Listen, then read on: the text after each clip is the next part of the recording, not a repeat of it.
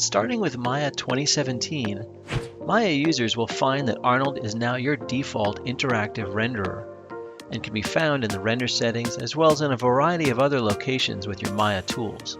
You'll see Arnold integrated in the material view along with translation of Maya materials to Arnold, native support for efficient.tx files, render setup, and a lot more.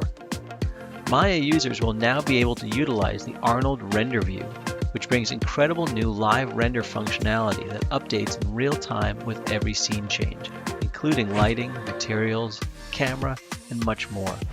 It will take your lighting and rendering work to amazing new levels as you iterate faster than ever. Maya's powerful Viewport 2.0 now also supports Arnold, with nodes represented in VP2, streamlining workflows even further so more work can be done ahead of rendering. The result?